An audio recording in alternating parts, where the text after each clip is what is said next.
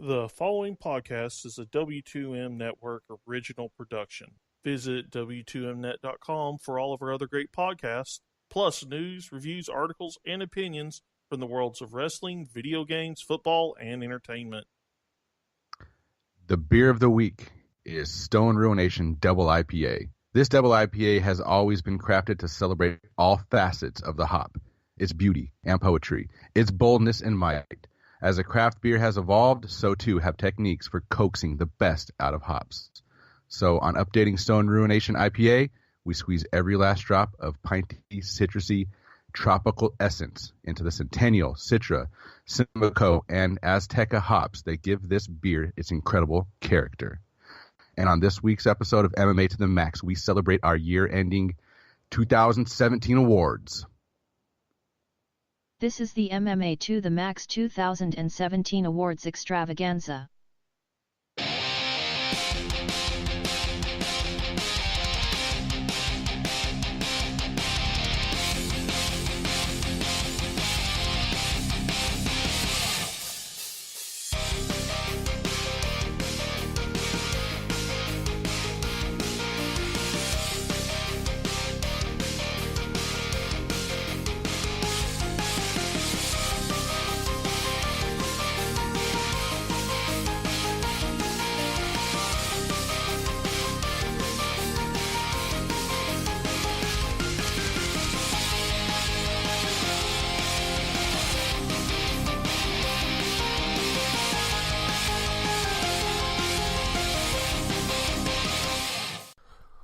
What's up, everybody? Welcome to episode number 26 of MMA to the Max. I am your host, Robert Taylor, and I am joined, as always, by my co-host, Joseph Hudson, a.k.a. Riverside Joe. How you doing on this beautiful Sunday afternoon, Joe? I am doing phenomenal on this Sunday afternoon. Just enjoying a nice, relaxing day of yard work and taking care of the family. It seems like everybody has caught the flu out here in Southern California, and my family got hit all at once, so it's been a great day. I think this is the second episode they've been sick, man. What the hell is up with your house? You guys got like some sort of like Indian burial ground underneath or something, or what?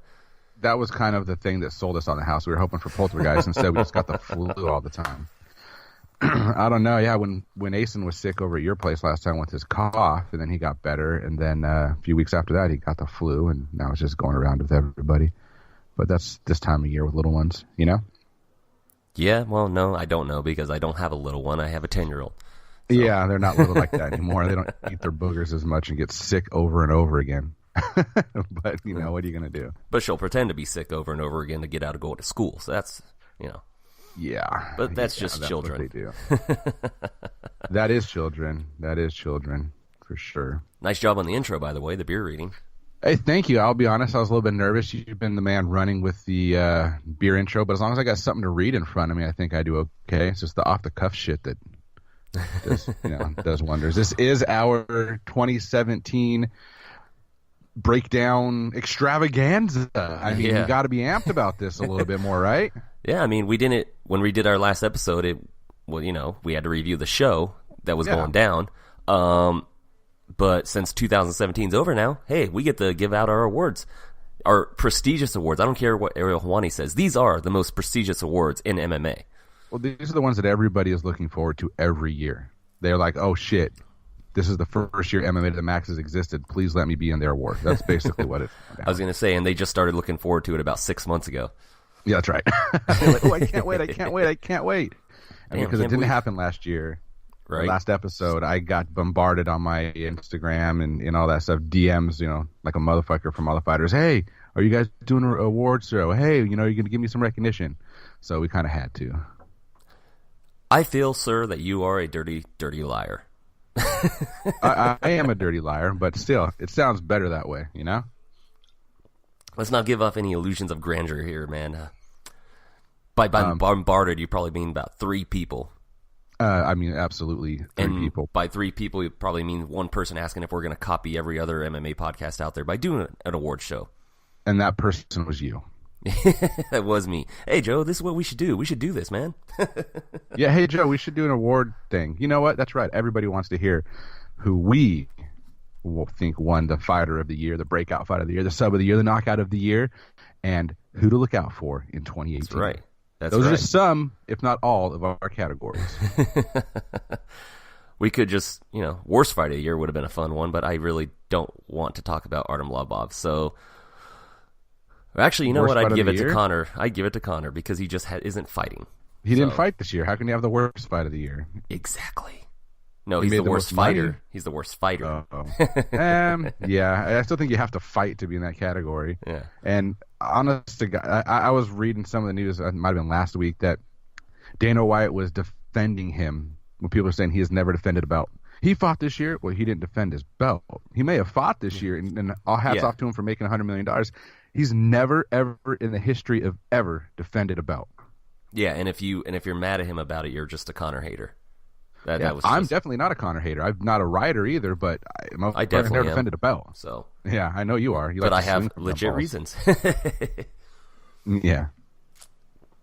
But hey, this is the 2017 MMA awards episode of MMA to the Max. So why don't we just jump right into it? Okay. I asked you for each category to give a top three, and basically out of those top three to name your winner.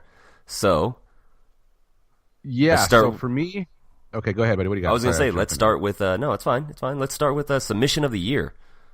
Your top three. Start with number three and move up. One. Submission of the year. Number 2 for me is going to be Shevchenko's armbar of Juliana Pena. That was beautiful. Yeah, primarily because the unexpected nature of her getting a submission on Juliana Pena, who is brilliant on the ground, and Shevchenko is known for being a striker. That is my number 3 pick. I did not have that on my top 3, but that is a great choice. Very, very great choice. Thank you. Then I'm going to go to my number 2 pick, which I think some people might have had in their number 1. Brian Ortega submitting one of our favorites, the submission of Cub Swanson.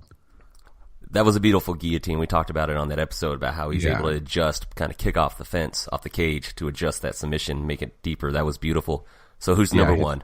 His ability to get that cinched in like that, and obviously he's the best jiu-jitsu out there, 45. Number Easily. 1 is an obvious. Very easy, obvious. Demetrius Johnson, suplex to armbar Ray Borg. That was UFC 214? 216. 216. Yes, sir. That's all right. The whiz bar, the mighty whiz bar, as he calls it. The mighty whiz bar. I still want to see this mousetrap. Dude. Yeah, I remember talking about it, it should be called the mousetrap on that episode, but apparently he has another submission for it with that name, so whatever. Hey, let's see it. Yeah. He's got a mousetrap, so I can't wait for that. Maybe TJ will experience it and see if he can get out. Ooh. Yeah. Oh, I need to see that fight. Yep. So, my top 3s for submission of the year, starting with number 3. Way back in January, Yair Rodriguez versus BJ Penn. Alexei Olnik with the Ezekiel choke on Victor Pesta from the bottom. I liked that one too. That was a good one. Yeah. It was beautiful because it's something you just don't see, especially when you're on the bottom, when the guy's in mount. You just do not see that. And no gi, and on the bottom. Yeah, it was beautiful. It was beautiful. Number 2, I like how our top 3 are differing except for maybe a few, whatever. Number 2, Ultimate Fighter 26 finale, Brett Johns with the calf slicer on Joe Soto in basically 30 seconds. Yeah, that was really nice. That was a great finish, dude. We were nowhere. real high on him. Yeah. Didn't think he'd get the finish, but he did, and it came out of nowhere. It was beautiful. Number 1, come on. Mighty Mouse, the Whiz Bar, Ray Borg. I mean, we're not breaking any ground here by naming that the submission of the year for our show. Everybody's doing it, so. Yeah, I mean, it had to be. It was beautiful. It was unanimous. I mean, let's just be fair here. I mean, Mighty Mouse, he says he's going to fight twice this year, which is cool because he's been fighting a lot, leading up to his record-breaking title defenses. So, take a break, make the money, man. Joe, knockout of the year. Knockout of the year. This one for me, it was a little bit tougher for me to get my favorite knockout of the year, but I'm going to just right off the bat tell you that my KO of the year is super biased because that's what I do. That's fine. That's fine. My top 3, even though there's a lot of knockouts all everywhere, Bellator and everything, my top 3 is all UFC just because I feel like there are more explosive knockouts. But hey, go for it. Knockout of the year, number 3. Who do you have? Yeah. So for me, number 3 knockout of the year was a real tough choice between between 2 and 3. But number 3, I'm actually going to go with Alvarez knocking out Gaethje. Ooh. Because of the war that fight was, as deep water as it was, as completely gassed out as both of those men were going for it. That was a KO, and no one had ever done it. No one had ever answered the question of Justin Gaethje. Alvarez managed to do it and sleep him. He did, and Gaethje always said that he knew he's gonna get knocked out eventually, but yeah, it happened. It only took like 2 fights. Yeah, in the UFC, where guys are a little bit better than WSOF or Professional Fighters League now. But no, I think again he'll have a bright future as long as he can rest that chin up. Number 2, a lot of people probably have this as their number 1. Francis Ngannou knockout of Overeem. Yeah. Go ahead. It was beautiful. Don't get me wrong. It was one of the most like cartoonish storybook shovel punch, knockout, snap your head back like a Pez dispenser you've ever seen. But for me, it's not the number 1. For me, number 1 is vindication. Ooh. The vindication that TJ Dillashaw got over Cody Garbrandt with that wicked head kick, wobbled him, jumped him, TKO knockout, But it's just the whole vindication, and just days before the fight, they tried to release that video showing Cody, knocking down or knocking out TJ, and it's like, all right, dude, let's see how this really goes down. So for me, the vindication of TJ Dillashaw over Cody Garbrandt gives him knockout of the year for me. When you said it was going to be biased, I knew that was coming. Anyone who listens to this show does, right? TJ's not in my top 3. No, that's understandable. Yeah. It's just my take on it. And actually, stop barking in the background, dogs. Jesus. Got 3 dogs here playing. Yep. My number 3. It's pretty recent. Actually, 2 of them are recent. One was way back towards the beginning of the year. Number 3, Marlon Moraes knocks out Aljamain Sterling. Just because of how scary the knockout was and how long Sterling was out. He was stretchered out. And it was going to be a head kick, and Sterling ducked into the knee. Just cold. And he did the little dab on the way down. Yeah. Yeah. Number 2, before he was getting his face smashed in by the best lightweight in the world, Edson Barbosa knocked out Beneil Dariush with a perfectly timed counter knee at UFC Fight Night 106. It was beautiful. Yeah. It was nasty. Dariush was winning that fight up until he just decided to throw the same kind striking combinations into takedowns. Barbosa timed it after the 3rd attempt and just out cold. Great victory, especially in front of his Brazilian fans. That's what goes when we talk about you need to have multiple entries. That's a perfect reason why you need multiple entries to take down. So you get a guy like Barbosa who finds that timing and figures out what you're doing, you get slept. Exactly. And number 1, Ngannou decapitating Overeem. It was one of those. Yeah. If Overeem had been as insufferable and as irritating as Bisping was to Dan Henderson, this would be like up there with that type of knockout in terms of vindication. But he was more respectful. So, but that's what this type of knockout reminds me of, without the whole Ngannou jumping with a forearm into an already unconscious Overeem's face. But that's why I name it my number 1, because it reminds me of what Dan Henderson did to Michael Bisping.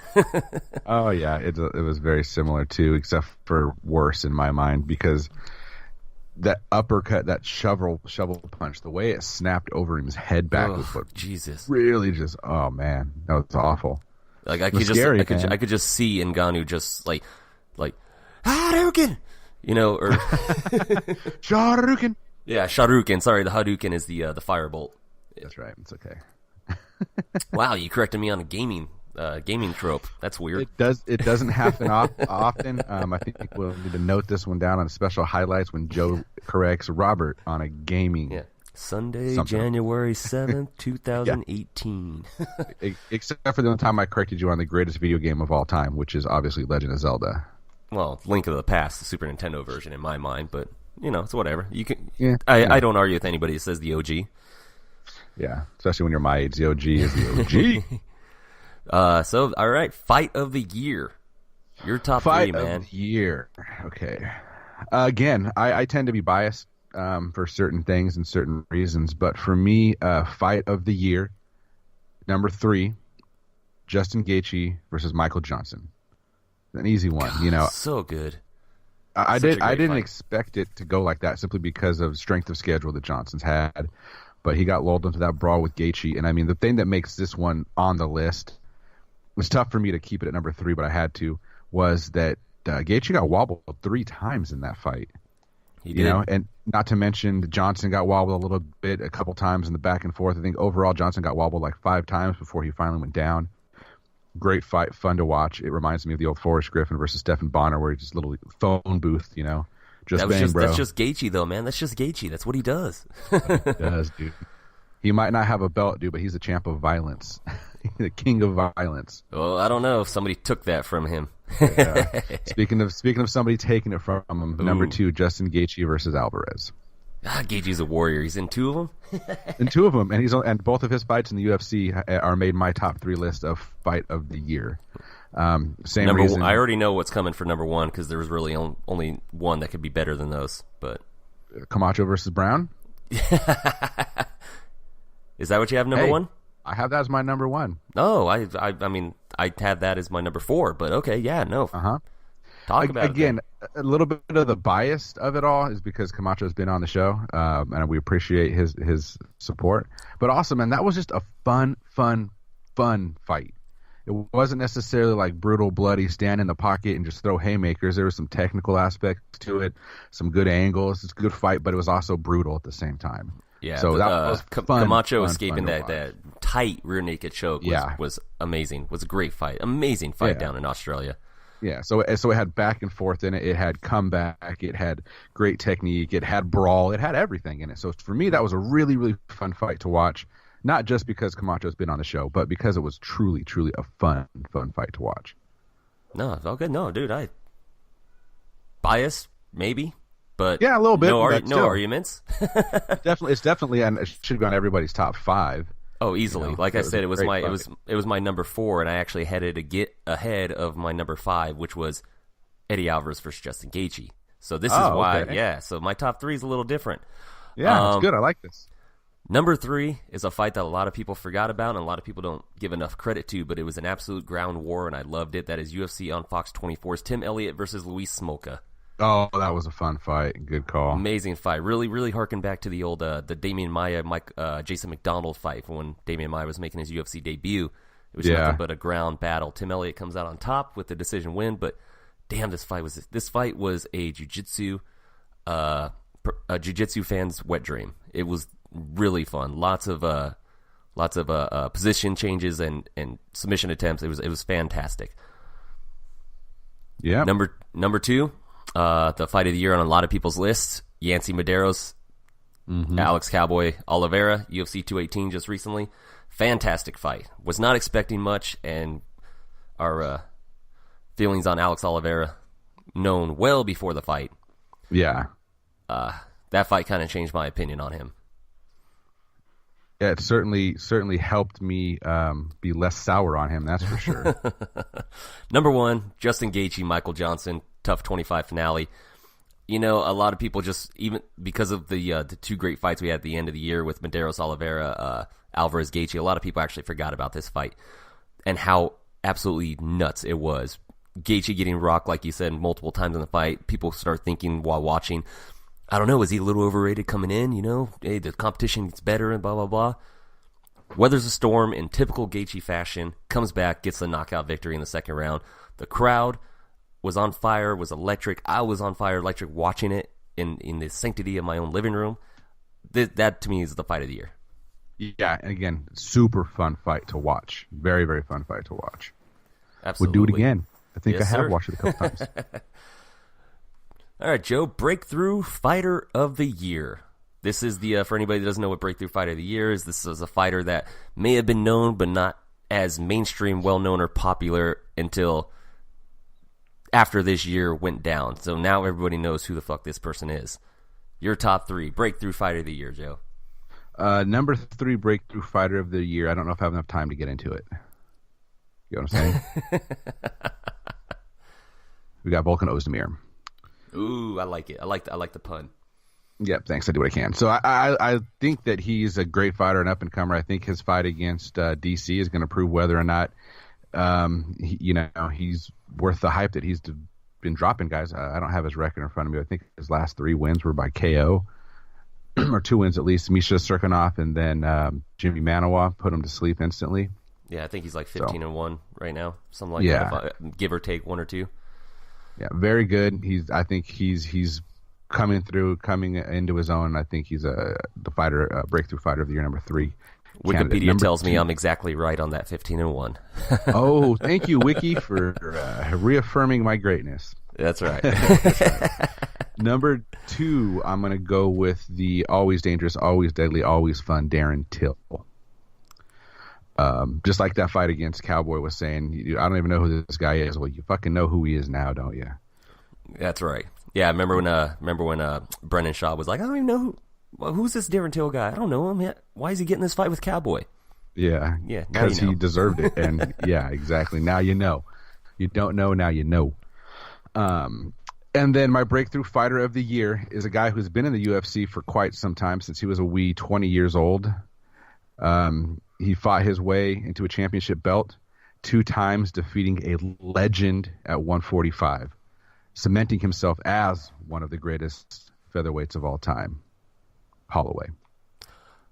That's a very inspired pick and a very surprising pick to me, because, like you said, he's been there for a very long time, and he's been on what is he on, 11-fight win streak now?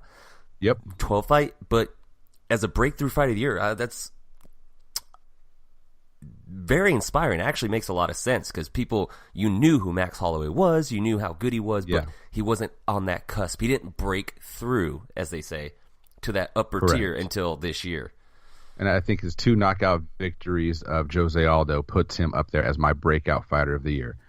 Again, he's been around a long time. People I remember that guy. Oh, I've seen him, but he didn't really break out, and I think this year he did. I like that.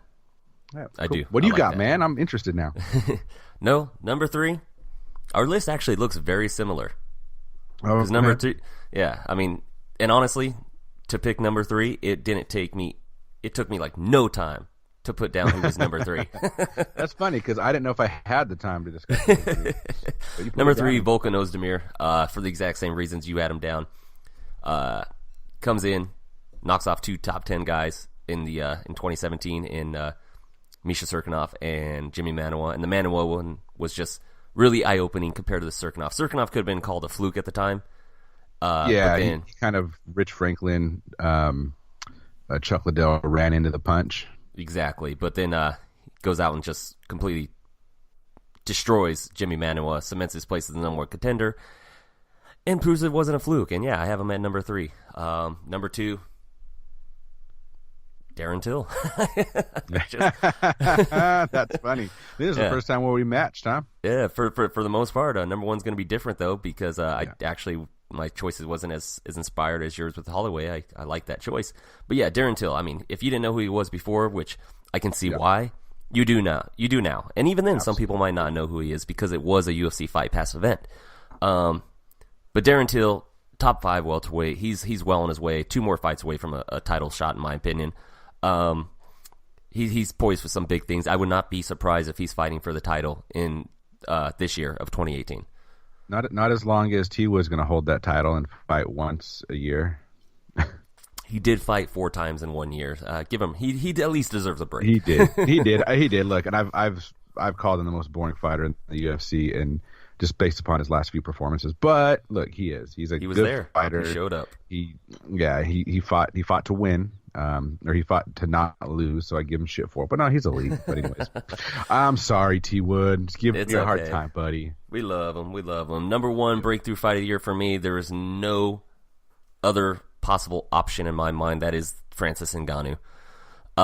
Just on a tear. He's just. I'm sorry. What he did to Overeem, cementing himself as the number 1 contender to Miocic's title, as well as establishing himself as maybe the scariest motherfucker in the entire UFC. if we had an award for shit your pants if you saw him in a dark alley, he would be 1st, 2nd, and 3rd. Which is weird, because he only fought twice in the year, like once in January, once in December. But still, I mean, breakthrough easily. Easily. Yeah, and with him, I mean, he's getting the assistance of a lot of push from the UFC. You know, he's getting a lot of push. Yeah, rightfully so. He deserves every bit of that push. He's super marketable. His story is incredible. Working in a sand mine of all places, being homeless, walking into a gym saying, I think I want to learn to box. And they go, let's try this MMA thing. And then 5 years later, here he is contending for the baddest man on the planet fucking belt. Yeah, and that's going down this month in like 2 weeks, 3 weeks. I'm getting chills. That's a great card. Yeah, I can't wait. It's so weird about that card, but I have a wedding to go to that day. Well, did I'm not going to have to reschedule. I'm gonna tell him at his bachelor party. Be like, bro, I'm coming to the wedding, but I can't stay for the bachelor party. I kind of have a gig, kind of have a job. Yeah. I mean, we're not getting paid for it, but I'm hoping eventually I do get paid for it. Sooner or later. Be like, do you have good Wi-Fi there? Because I'm going to have to mic up and review the show and watch it all on my laptop while you guys are doing your vows and nonsense. Right? Yeah, no kidding. Yeah, nonsense. I like how you put it that way. As a very happily married man, it's all nonsense. Female Fighter of the Year for 2017. Now, yeah, we are separating because then it makes, we can at least give out 2 awards. But if we put it as Fighter of the Year, it just leaves a lot of people that should be recognized out of the loop. So we're separating it. Female Fighter of the Year. Joe, top 3. Oh, man, this one was tougher for me. For my top 3 women Fighter of the Year.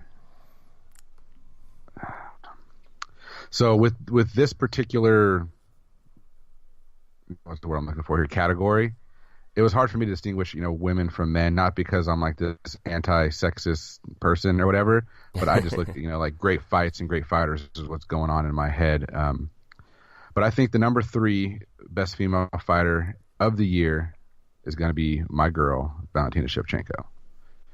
She didn't have the greatest year, but she never gave up. She fought the best fighter in the world and lost, had a lot of heart in it, and I really like Shevchenko a lot.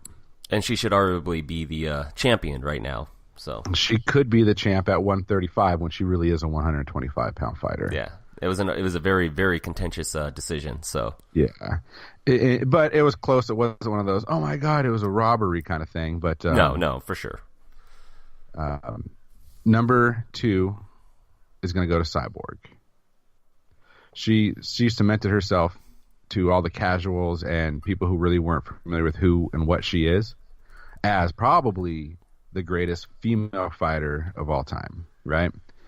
She just hasn't had the most strength of schedule. When she finally got a real test like she did in Holly Holm, she passed the test. But I want to see more of Tess. I want to see her fight Megan. I want to see her fight people that are going to push her to that 5th round, that are going to, make her go that way. So that's why the rumor is that they are scheduling Cyborg versus Amanda Nunes. So yeah. Which to me makes sense because Nunes doesn't really have a legit number 1 contender at 135 right now. So she doesn't. I mean, instead of staying on the outside or on the sidelines, I mean, do this super fight. Who cares? I'll pay to watch it. That's a main event to me. 100%. And I think that since they opened up the 145-pound division, it's kind of stalled things at 135 a little bit. It seems since that opening, people are kind of The only 145-pound fights are title fights, though. You notice that? There haven't been any just like girls at 145 fighting for position. Well, they haven't really rated Invicta yet, and a lot of the 145-pound fighters also, I think Bellator has that division as well. Julia Budd's over there, which is, to me, the number 2 145-pounder, even over Megan Anderson. But that's arguably true. That'd be hard to argue against that, yeah. Julia Budd is awesome. But that's just it. Bellator opened up the 45-pound division before the UFC did and started pulling girls through right away. I think Dana should offer Coker some money and, get some contracts his way. Coker won't do it. He won't do it. You know how much he hated that short period of time he had to work for the UFC? Yeah, that was probably the worst time. Probably. My number 1 female fighter of the year is going to go to Queen Upset herself, Rose Namajunas. Yeah, this isn't a surprise. Yeah.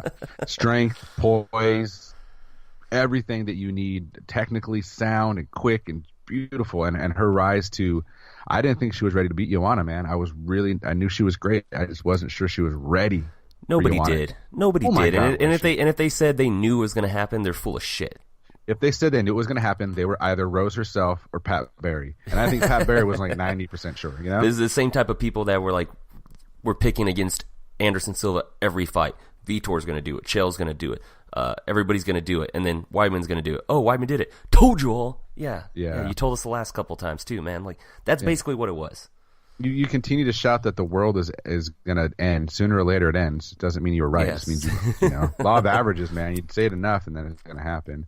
Yeah, I like that analogy. My top 3 female fighter of the year. Number 3, somebody that doesn't get enough credit, and she should because she's on a hell of a tear. 4-fight win streak, 3 in 2017 alone. 2 of them are people that were on a hell of a hype job. Felice Herrig. There you go. It's not a bad one. No, she doesn't get enough love. She doesn't. She stopped the Alexa Grasso hype train. She stopped the Justine Kish hype train. You know, Kish had some hype behind her. Not a lot, but she had some. And then she beat also Courtney had some Casey. doo-doo behind her. That's true. She beat the shit out of her, literally. But yeah, she's my number 3 female fighter of the year. Number 2, this is going to get pretty similar. Chris Cyborg. Yep. No other choice. Chris Cyborg is the best female fighter in the entire world. Obviously, the scariest. The way she was able to actually go 5 rounds and not even gas with that much muscle and mass on her against somebody who is as active and elusive as Holly Holm was very impressive. A lot of people were mad that she didn't knock her out, that she couldn't knock her out, what have you. It's impressive to me that somebody with that mass was able to go 25 minutes without gassing. Yeah, and knocking Holly Holm out, I don't think that's a feat that anyone's done in the UFC. She's been choked out, but she hasn't been knocked out. Exactly, and that was a Hail Mary choke. So yeah, it was. Now, congratulations, pregnant Misha Tate. By Johnny Nunez. Why not? Somebody's got to do it. Might as well be Johnny Nunez. I think better that's than his, Brian Caraway. I think that's his first victory since he lost 3 times on The Ultimate Fighter. I know. They're going to make some attractive little children of the 2 of them, huh? Yeah, he's a good-looking guy. He's a good-looking son of a gun. Yeah, I can't take that away from him. Number 1. Who you got? Thug Rose. Thug Rose. Yeah. Shout out to DC that was a there. Very good DC impression, man. That was DC doing his best Jim Ross impression. That's really what it was, wasn't it? Yeah, it really was. It really was like Stone Cold. There was no other option. There was no other choice. No. Rose Namajunas, come on, knocking off the undefeated, dominant, 6-time defending women's champion in Joanna Jędrzejczyk. It's just upset of the year. We didn't even pick that category, but in my mind, that would be the upset of the year. So yeah, that would be the upset of the year. I'd agree with that 100%. So I'm gonna have to put that note for the end next year. You know, make sure to do an upset of the year. Yeah, that's a good idea. We got to figure out what that was. I was trying to keep it to 5 or 6. You know, trying to keep it small. I didn't want to go forever talking about this stuff because we have other news and a preview to talk about. But yeah, and we could talk about this forever, literally, easily. I mean, we pretty much do every day. Oh shit! What about this? What about that? I got a plane flying overhead right now. Jesus. Oh yeah, anyway. There it is, right there. Jesus is flying overhead. Yeah. Not today, Hallelujah. Jesus. Not today. Right. Male fighter of the year. Didn't we already do male fighter of the year? No, we did breakthrough fighter of the year. We did fighter of the year. No, we did female fighter of the year. We didn't do fighter of the year? No. I might have not properly jotted down a category, so let me throw this off the cuff here. I apologize to my co-host. Wow, Joe. Are you sure you're not sick? I'm probably going to be sick with everybody else in the house sick. Male fighter of the year. Why don't you give your first rundown and let me think about it while you go through, and so I can just. I was going to say, man, you're horrible. Come on, very unprofessional. And I do apologize. This is a well-polished machine here at MMA to the max, and I have let you all down. All right. Well, male fighter of the year for me, top 3. Number 3, Max Holloway. A lot of people have him at number 1. A lot of websites had him at number 1 because he was able to do. I have him at number 3 because as good as and awesome and amazing as what he was able to do, beating Jose Aldo twice in 1 calendar year, as well as he beat he didn't. No, that's all he beat this year. Anthony Pettis was in December, but yeah. So beating Aldo twice is remarkable in its own right. But it was Aldo, and can't really call him Fight of the Year when the talk about Aldo was he was a shell of himself since losing to Connor. Yeah, but those people are freaking idiots because he wasn't. He only loses to Connor and Max. I know. That's not me, but I still think it's impressive. He not beat as impressive. Frankie Edgar, who is still a friggin' badass. I mean, come on. Anyways. Still not as impressive as Robert Whittaker in one calendar year beating Jacare and Yoel Romero to become the, interim at the time, but now undisputed middleweight champion of the world. That's true. I didn't pick Whittaker in either of those fights. And no? Nope. I don't think anybody picked Whittaker against Jacare, that's for sure. Huh. Jacare was on a tear, and that fight with Jacare opened a lot of people's eyes. And then he went on and fought Yoel Romero, in which a lot of people picked Whittaker, but the majority picked Yoel Romero because Romero was undefeated in the UFC. 8-0. Only beaten once, and that was in his first fight in Strikeforce against Rafael Cavalcanti, former lightweight champion, or light heavyweight champion. And he went out and he lost the first 2 rounds, made adjustments with an injured knee, and for the next 3 rounds controlled the striking game, controlled the takedown game. Won a unanimous 48-47 decision victory to become the interim middleweight champion. To me, that is Fight of the Year worthy. Unfortunately for him, there was a guy who just outdid him in the Fight of the Year category, because what he was able to do in the year of 2017 was even more impressive to me. And that is one Demetrius Mighty Mouse Johnson. Yeah, there you go. 2017, he opened up 2017 in April with a submission victory over the Brazilian Jiu-Jitsu black belt wizard Wilson Hayes. Mm-hmm. And it wasn't even that close of a fight. And then in October, in the main event of UFC 216, defeats Ray Borg with the aforementioned Mighty Wizbar. Our submission of the year, our unanimous submission of the year, and breaks the UFC record for most consecutive title defenses with 11. One performance of the night, submission of the night, submission of the year, everything you give it. And to me, that is Fight of the Year worthy. So, male Fight of the Year for me is Mighty Mouse Demetrius Johnson. Yeah, I think our lists are going to be somewhat similar, not just because I was listening to your list, but as I had a chance to kind of think about it. So for me, my number 3 fighter of the year is going to be a guy who fought twice this year, as we mentioned before, and that's going to be Francis Ngannou. Again, being able to do what he has done in such a short amount of time, to starch people as quickly as he has, and how his ability to grow as a fighter and technique-wise get better and better. I think he should be on the list there. So I got him in as number 3. My number 2 is going to mirror yours. I'm a big fan of Bobby Knuckles. I believe I did pick him to beat Yoel Romero. You did. If you recall, I had mentioned something about his great takedown defense and his ability to work off the jab and use footwork and distance control. That's a thing that I'm kind of a fan of.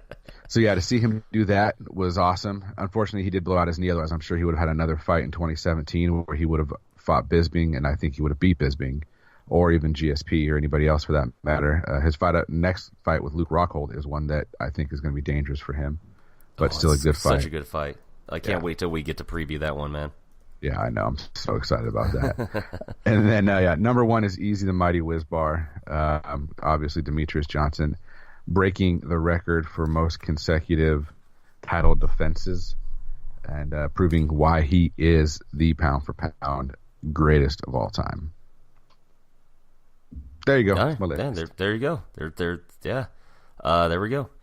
Yep. So real quick, we're not going to do an award here, but I want to ask before we take a quick break and get into our preview. A lot of fighters we talked about, a lot of awards given out. I think 1, 2, 3, 4, 5, 6. Not a lot. I take that back. I'm an idiot. Who do you think's poised to have the best 2018, man? That's a toss-up to me. If you look at people who are already established in the UFC, I think Francis Ngannou was poised to have himself one hell of a 2018 if he can get through Stipe. That's kind of the caveat there. If he can get through Stipe, he's going to be the guy who can defend the belt more than 3 times. That's what I see. Or more than 2 times, right? Yeah, exactly. But what I'm really going to go for is our good friend of the show, Shorty Torres. He's got a title defense coming up. Yeah, he's got a title defense, another one coming up here in Legacy, and February, just around the corner, too. Yeah, 6 weeks 4th. notice, I believe. Yeah, February 4th or something like that. I think he goes in there, he stomps some ass. And the problem is the UFC always ask him to come up right after he fought. It's like, dude, I just fought. Like, don't give me 3 weeks notice after I just fought. And but we've been talking about him all 2017. He's been on our radar. I think he gets in the UFC in 2018 and starts to make some waves. And it is a flyweight fight, so that's good. He's going back and defending the flyweight title. So I'm very excited about that. Very happy for him. I like that, man. I like that. I do think he's going to have a good 2018. I'm not sure if it's going to be a breakout 2018 because I expect him to defend his title, no problem. Alberto Orlano is a good fighter, but he's not on Shorty Torres' level. I almost don't expect this fight to happen because I think something's going to happen. Somebody's going to drop out, and I think Shorty's going to make his UFC debut this year. And that's like great. Before, and I'm talking about really soon. So I think this fight, I'm not sure this fight happens. But I think the fighter that's going to have the biggest 2018 impact is Darren Till. Darren Till, that's a good one. I do. Yeah. I think there's only one person that can stop Darren Till in the welterweight division. That could have a better year than him. Now, I mean, there's more people that I think that could probably beat Till. Would I bet on him? I'm not. I mean, Wonderboy Thompson, Tyron Woodley, people, what have you. I think Till beats Robbie Lawler if they were booked to fight. The Dos Anjos would be an awesome fight. He beats Mike Perry if they ever book that fight, like they're talking about. Even though Perry is coming off that loss, he beats Santiago Ponzinibbio in my mind. Yeah, but Kamaru Usman is another fight they're talking about.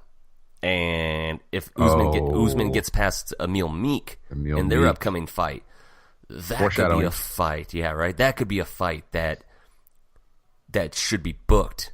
Both being undefeated in the UFC, and that guy is the biggest threat to me for Darren Till having the biggest breakout 2018 impact or anything like that. 2018 of the year. So Usman takes that fight, he might be the breakout 2018. Yeah, exactly. So I mean, tentatively, it's Darren Till.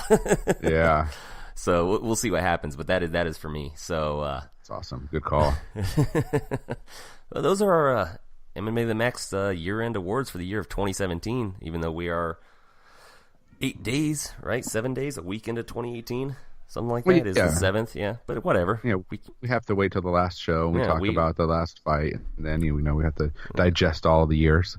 We had to give it a week after the last fight, otherwise we might have given everything to the that fight. Then again, hey, honorable mention to somebody that's going to have a breakout 2018, in my opinion, too. Yeah, Khabib Nurmagomedov. Yeah, we'll see, man, if he can stay healthy and make championship weight. Well, what Dana's talking about with that March, Conor has till March, has to sign to fight in March or he's going to strip him. I don't believe him, but he's saying it. But if not, they're going to make Tony and Khabib.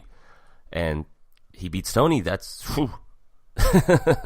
Well, they might make him strip. I mean, they stripped him of the 45-pound belt, just like outright said, peace, motherfucker. But would they have stripped him of the 45 belt if he wasn't holding the lightweight belt? That's the question. That's a good point. But, all right, do you want to take a break real quick? Come back and we'll preview Stevens versus Choi coming up on Sunday the 14th, 1 week from today. Let's do it. All right, we'll be back after this quick commercial from our friends at Football to the Max. It's game time, boys, and we know football. Football to the Max is the podcast for you if you want in-depth analysis over the NFL and college football. We preview all the action coming your way over the weekend. And we break down all the big action after it's happened. Plus, we tackle all the big news topics and discuss everything when it comes to the gridiron. So come check out Football to the Max every Tuesday morning and Friday morning on the W2M network. And we're back. We're back. That was a nice commercial from our good friends at Football to the Max. They are going to be recording later tonight, talking about everything that happened on Wild Card Weekend in the NFL. I might be guessing. Shut the fuck up. You know. Well, we should talk about that. We do cross promote. We do talk about other sports from time to time. I mean, how was your Wild Card Weekend? Well, if any listeners out there are a Chiefs fan, you know exactly how it went. Chiefs gonna chief. 21-3, 21-3 lead at the half. Andy Reid. Actually, I should say, if you're an Eagles fan, you know exactly what happened because you know all about Andy Reid and choking in the playoffs. That's what he do. Yep, absolutely dominating the Titans for the first half and then going soft in the second half. I don't know what happened. There were a couple calls by the referees that were ridiculous. Forward progress on a sack. That was basically a sack strip fumble. I don't get that, but that's not why we lost. The Chiefs lost because they blew a 21-3 lead. Yeah, that's how you lose. You have 21-3. You don't lose. The referees can't cause you to lose like that, man. But that was a very significant. That allowed them to get points on the board and kind of change the momentum. But that's not here nor there. It's not why they lost, but it was a factor. That was a bullshit call. It could have happened to any team besides the Chiefs. It could have happened the other way, and I'd be like, that's fucked up. Yeah. Well, like SC versus freaking Ohio the other day, man, the referees were not calling the same PI calls and everything else, dude. It was bullshit. Yeah. Well, it makes sense. I know a couple people that were talking about conspiracy theories with like NFL and NCAA. LA is a SC town, right? That's where they make their money. LA makes a lot of money, and the NCAA makes a lot of money because of USC. Yep. Who's in town now? The Chargers and the Rams. The Rams had a lot of questionable calls go their way in their game against the Falcons yesterday, and a lot of questionable calls go against them, and it brings up a little conspiracy that could the NCAA be paying or working with the NFL to make sure that the Rams aren't a popular team in LA because that distracts and takes money from USC. It's just doesn't matter to me because I'm not a fan of the Rams or the Chargers. No, I know, but it's like, do they want the Rams in there to take their fan base? Maybe it could be. I mean, who knows? I don't think that NCAA and NFL really compete that much.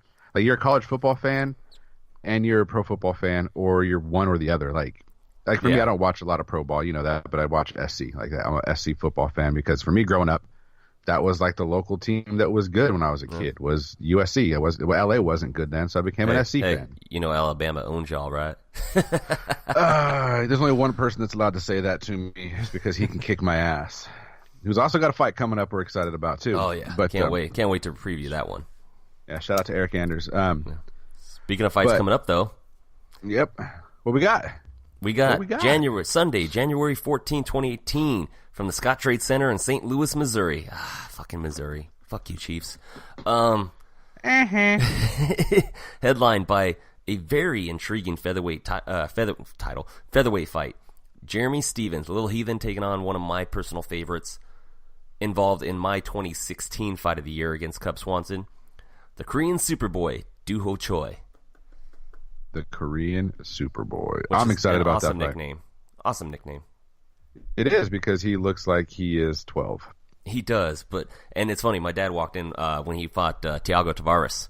Oh, yeah? Yeah, and my dad walked in and saw the fight, and he's like, what? That guy? Who is that? That guy, he looks like a little boy. What's he doing? I was like, yeah, just wait. He's going to knock him out. He's like, no. And then he knocks him out. He's like, Bing. Fuck. Yeah, no, dude. Doo-Ho Choi is a great guy, great fighter. His fight against Cub Swanson was awesome. I think Jeremy Stevens is a big test for him, too, man. Stevens is the heaviest-handed motherfucker at 145, according to himself. Yeah, but who the fuck is that guy? Who the fuck is that guy? As much as I don't like Conor, that was amazing. That was well. That's why he's Conor McGregor, you know. Yeah. So. But can Doo-Ho Choi, can he crack Jeremy Stevens' almost impenetrable chin? I believe he's only been knocked out once, and that was by Yves Edwards, with some and elbows were involved. Which, you land a perfect elbow, you're gonna knock out anybody. So, Can Doo-Ho Choi do it? I think he does. I think he does with his pace, and I think he has. Does he have a slight reach advantage? Yeah, he does 1 inch reach advantage and a height advantage. Oh, sorry, he's got a 1 inch disadvantage in reach and a 1 inch height advantage. So I don't know, man. I think he beats him. I think he grinds it out. I don't think he KOs Stevens, but I think he grinds it out to a decision. I think he cracks that chin. I do. I think Choi can. Yes, sir. I think Choi can crack this chin. I'm a big fan of Jeremy Stevens. I like his style, and I like how long he's been around, especially. He's, reinvented himself a little bit at featherweight. Not to a lot of success, but I think Choi is still the real deal, that Cub Swanson Fight of the Year loss notwithstanding. No, he definitely isn't, but that's why he is a real deal, because that fight against Cub Swanson was legit. And again, Cub, especially in the striking, like, you don't play with that guy, dude. Exactly. He did, and he played all 3 rounds with him. And it's a shame, too, because this is 2018, and this is the final year we will have Doo-Ho Choi. Yep. Because he will be doing his mandatory Korean military service after this year for 2 years. Yep, 2 years. We won't see him again until, 2021? 2021. Yep, so he'll be gone 19 and 20. We'll see him back. That is a lot. God, that sucks. Remember how much you missed Korean Zombie? So much, dude. I was so sad when he was gone, but came back with changes a you vengeance, too, man. though. Yeah. Maybe he'll get a desk job like Zombie did. They didn't put Zombie in any immediate danger, so... None of them are in any. Well, now I guess North Korea might want to drop some nukes. That puts everybody in Korea in danger. But no way, man. Our nuke button is bigger. Well, our nuke button is bigger, but that doesn't mean they're not going to fucking take South Korea off the map and shorten the peninsula in half. Like, that guy's a nut job, dude. Oh well. So that's fine. In the co-main event, Uriah Hall making his last stand in my mind, because if he loses, he's gone from the UFC against. He's taking on UFC legend, future Hall of Famer, also making his last stand, because this is it for him. He's done. Vitor Belfort. Dad bod Belfort? Yeah, Dad bod now? Belfort. Hall versus Belfort. I think Belfort is done. He's shot. His chin's gone. He's not as quick, especially without TRT. I think Uriah Hall gets a highlight finish. I think so too. I think he gets a real good finish. I think it's going to be he's going to catch him with a kick and then finish him on the ground. Very specific, and I can actually see that happen. I would not be surprised. Belfort doesn't have the chin anymore, and Hall has really only been dusted on the feet once by Derek Brunson. So yeah, and Brunson's way quicker than Vitor is now, stronger than Vitor is now. So yeah, easily. And so Paige Van Zandt taking on Jessica Rose Clark at flyweight 125. Van Zandt making her 125-pound UFC debut against Jessica Rose Clark, who made a very successful UFC debut in her last fight. Taking on and beating the always tough but not very technically strong or good at all Beck Rollins. Always tough and not very good at all. Yeah, that's what I was saying. She's tough. That's it. Yeah, she's super tough, not super technical, not super high fight IQ, but just tough as nails. Yeah. Jessica Rose Clark versus Paige Van Zandt. I don't know if I see Paige winning this fight. I don't see Paige winning this fight at all. I don't think Paige Van Zandt is that good. She was overhyped to begin with.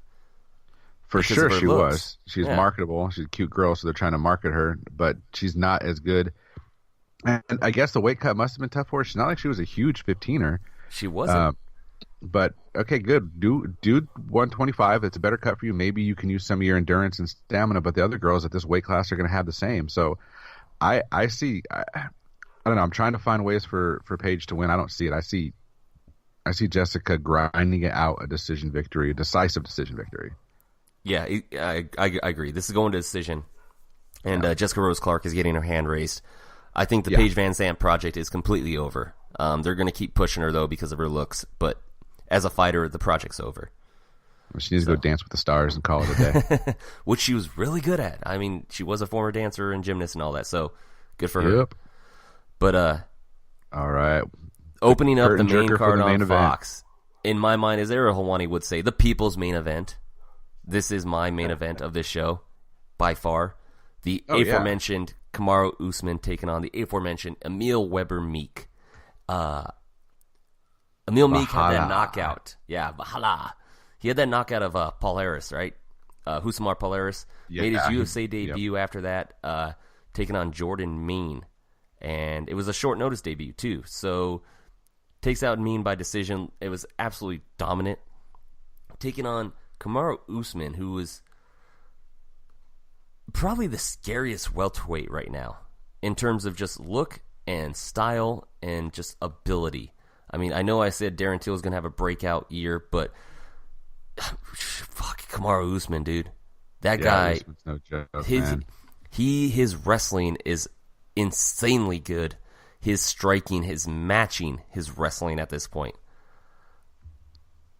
I like Meek a lot. I do. I just don't see how he stays off his back in this fight. I don't. And that's how Usman beats him via ground and pound, second round TKO. Yeah, I mean, I hate to say like a TKO for Meek. I'm going to go decision just because I think Meek's tough, and he's tough enough to withstand the ground and pound. But to me, this is going to be a 30-26, 30-25 fight for Kamaru Usman. Yeah, I don't know if he's tough. I mean, he's tough, don't get me wrong, but it's going to hurt. It's going to come down with some kind of ridiculous vengeance, and Nigerian nightmare is going to make this Valhalla literally be afraid of all things from Africa from the rest of his life, dude. Like, Usman is no joke. He's going to get it. He's going to take him down, and he's going to pound him. That's what he does. That's what he's going to do. He's going to go 7-0 in the UFC, and in my mind after that, you book him until. I mean, I'm not a fan of booking, like stopping, trying to, blow up somebody's momentum or streak like that. But I mean, maybe you could do Ponzinibbio, Till, and then Usman. I don't know, but I just think Usman and Till is just like such a great fight, a great style clash.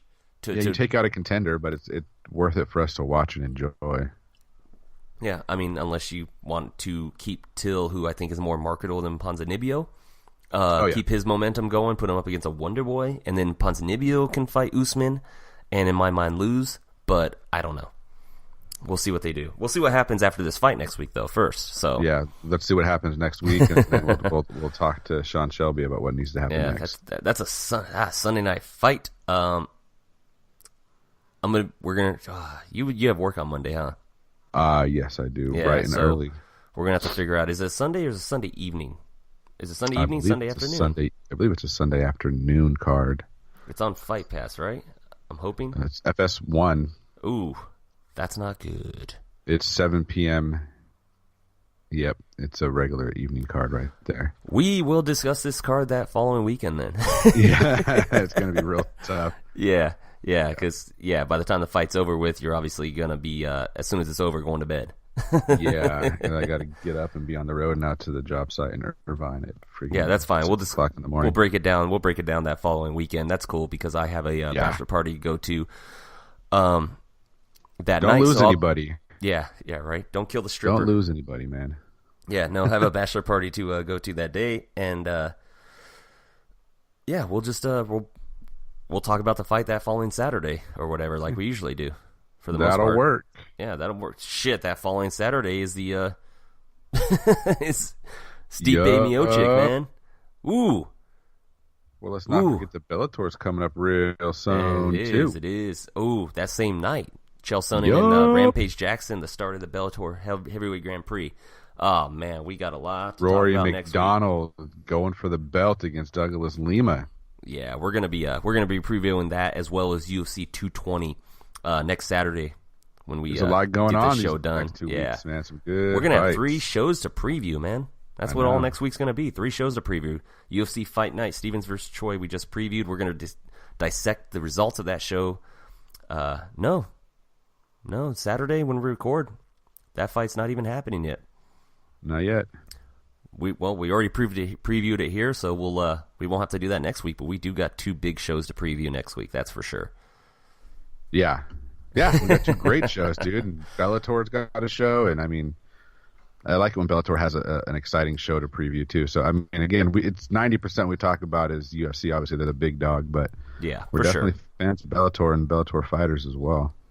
Yeah, no, big time. I can't wait. I think Lima's getting very undersold in this upcoming fight.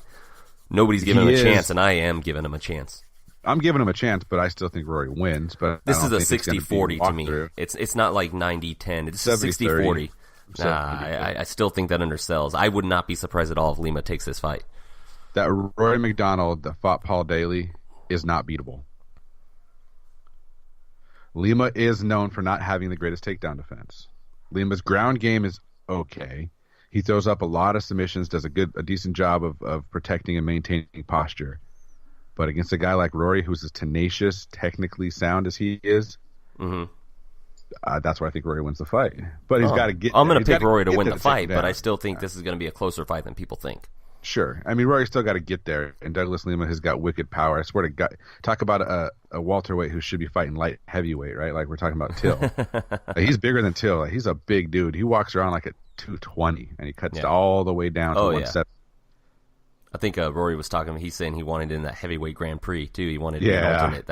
I was like, Jesus. And talent wise, skill wise, I think he could do some damage. He's more talented and skilled than all of them, but he's too small. I still think we'll preview that show as well as maybe the entire the rest of the card, the field for the heavyweight Grand Prix next week, because I do have some out of the blue, out of the craziness, I guess. Predictions for that entire card. So, well, that should be fun. Or not card, sorry, bracket for the tournament. Yeah, the tournament. Yeah, a light heavyweight wins the heavyweight Grand Prix.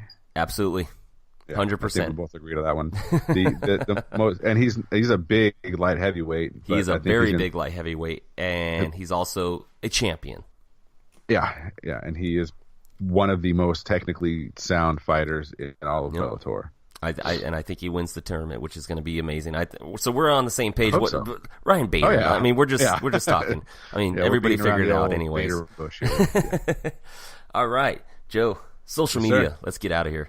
Yeah, man. If you want to get a hold of me on Twitter, you can reach me at JoeHud45 on Twitter, or on Instagram, you can get a hold of me at MMA to the Max Joe. And as always, it is the number 2. In MMA to the max. Robert.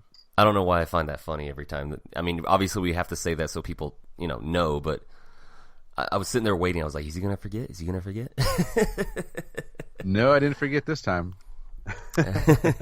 All right. If you want to find me on Twitter, that's at It's Rock Robster.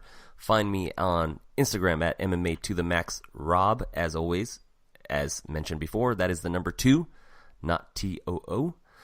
Well, actually, that wouldn't even be right. Not T-O. God, grammar to the max coming back. Grammar to the max. Find our show's Twitter at MMA to the Max Show. Find us on Facebook at facebook.com/MMA to the Max Podcast. As always, find our shows anywhere you can download or listen to your podcast, including iTunes, Spreaker, Google Play, Stitcher, iHeartRadio, all that good stuff. And find us at our parent website of W2Mnet.com. That is W2Mnet.com, where you can find anything you want to listen to or read about, including wrestling, movies, sports, entertainment. We got football, we got video games, we got wrestling, we got MMA, obviously. Anything you want. They even do baseball. They're about to start up their new fantasy football podcast to talk about fantasy football coming up for the off season and all that stuff. Trying to get who's going to go where, all that stuff, what kind of people you should look out for. Once again, W2Mnet.com. Follow them, give them some hits. The website makes money, we make money. There you go.